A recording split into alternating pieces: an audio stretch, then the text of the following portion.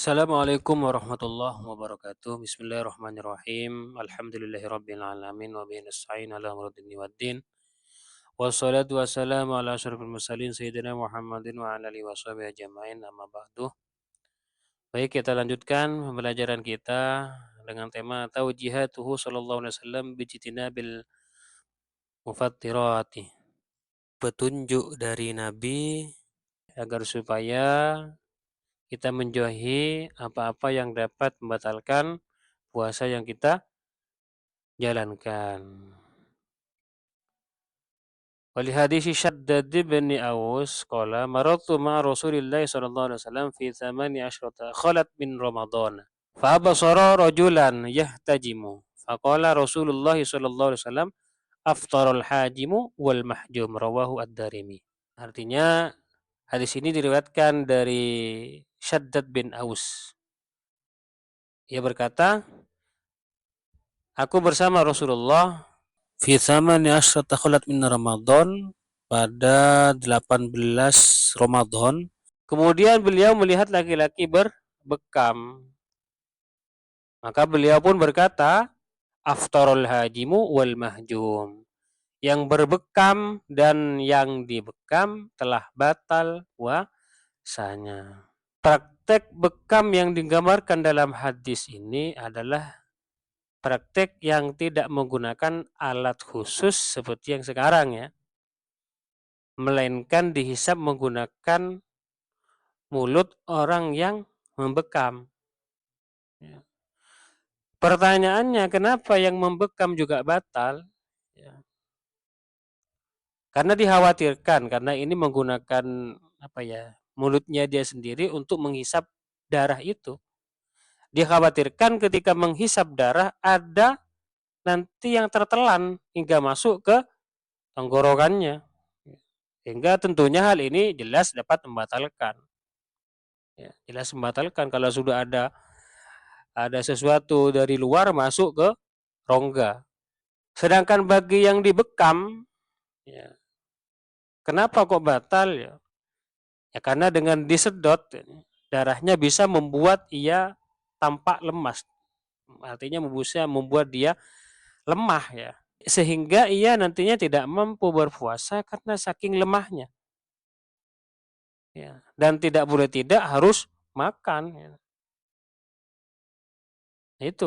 Itu alasan kenapa kok hajim dan mahjum itu sama-sama batal puasanya. Beda halnya kalau bekam yang ada sekarang, yang sudah menggunakan alat khusus memang untuk bekam.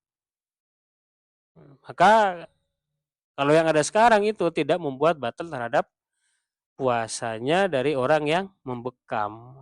Ya, tenaga pembekamnya. Ya. Orang yang membekam itu tidak batal puasanya. Karena ilatnya kan tidak ada menghisap menggunakan mulutnya, tetapi menghisap menggunakan alat khusus. Ya. Hisap menggunakan alat khusus memang untuk bekam. Ya. Mengenai persoalan bekam ini sebenarnya ulama berbeda pendapat. Ada yang berpendapat tidak batal. Ya. Sebagaimana yang dikatakan oleh jumhurul ulama ya.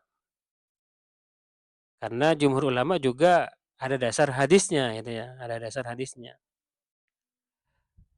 Ihtajama wa huwa muhrimun wahtajama wa huwa shaimun. Hadis ini diriwayatkan dari Ibnu Abbas radhiyallahu anhuma.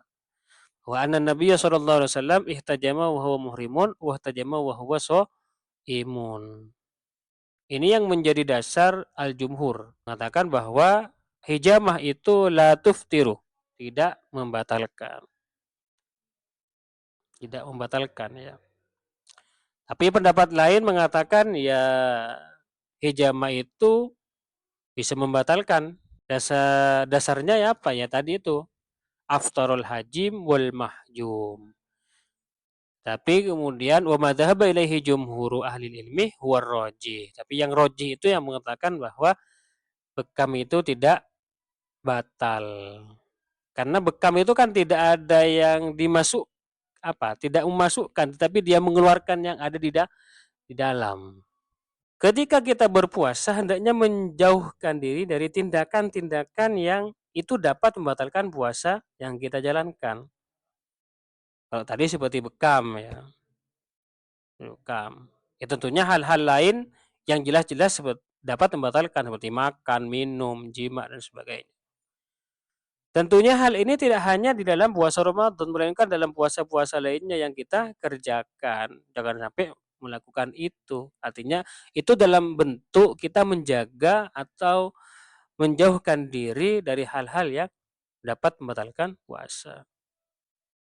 Seperti apa yang dapat membatalkan puasa itu? Ya, seperti sengaja makan, sengaja minum, atau sengaja muntah, atau sengaja mengeluarkan mani dengan cara takbil atau meraba-raba tadi, mencium atau meraba-raba. Ya tentunya meraba atau mencium ini terhadap pasangannya sendiri ya. Makan, minum, muntah itu dapat membatalkan ketika ada unsur kesengajaan ya, sudah tahu ya, artinya dalam kondisi tidak terpaksa, maka itu membatalkan. Beda halnya kalau lupa, misal. Ya tidak ingat kalau bulan puasa kok makan tiba-tiba nyampe setengah, ingat. Ya berhenti, jangan dilanjut makannya. Nah, yang sudah masuk itu tidak membatalkan karena kita makan dalam keadaan lupa. Ya, dalam keadaan lupa. Selain di dalam puasa kita harus menjauhi hal-hal yang dapat membatalkan puasa kita, maka kita juga harus menjauhi hal-hal yang dapat membatalkan pahala daripada puasa yang kita lakukan seperti yang sudah saya sampaikan sebelum-sebelumnya.